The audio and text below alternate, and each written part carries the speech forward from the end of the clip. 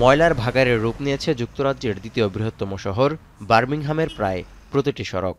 রাস্তা ও ফুটপাতে স্তূপ আকারে জমা টনকে টন বর্জ্য থেকে ছড়াচ্ছে দুর্গন্ধ।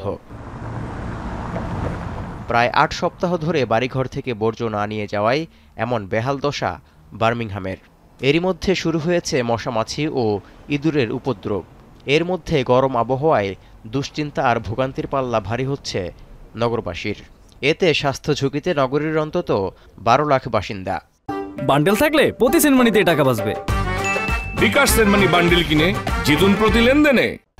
Rat infestation is starting to take place, and obviously a lot of people are worried about, obviously sooner or later we hope it's cleared up. Of things that you would never put in your bin anyway, so it looks depressing. It's really unhygienic. জানা গেছে চাকরি থেকে ছাঁটাই ও বেতন ভাতা বৃদ্ধি না করার প্রতিবাদে পরিচ্ছন্নতা কর্মীদের ডাকা অনির্দিষ্টকালের ধর্মঘটে এই হাল বার্মিংহামের।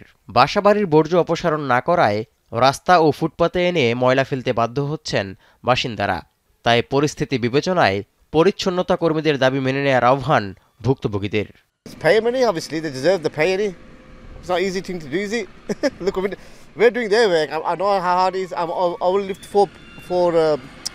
for the bill liners up. And it's not easy, is it? And then they got to do this 7 days a week, isn't it? ধর্মঘটরত শ্রমিকদের প্রতিনিধিত্বকারী ইউনিয়নের সাথে আলোচনা চালিয়ে যাচ্ছে বার্মিংহাম সিটি কাউন্সিল। যত তাড়াতাড়ি সম্ভব পরিস্থিতি স্বাভাবিক করার আশ্বাস দিয়েছে বার্মিংহাম কর্তৃপক্ষ। তবে এখনও সফলতার মুখ দেখেনি আলোচনা। মূলত ২০২৩ সালের শেষের দিকে বার্মিংহাম সিটি কাউন্সিল দেউলিয়া ঘোষিত হওয়ার পর সংকটের সূত্রপাত। এরপর স্থানীয় ব্যয় কমাতে বাধ্য হয় বার্মিংহাম সিটি কাউন্সিল। সেই থেকে শুরু হওয়া সংকট এখন চরম আকার ধারণ করেছে। তৌহিদুর রহমান, এখন বিশ্ব।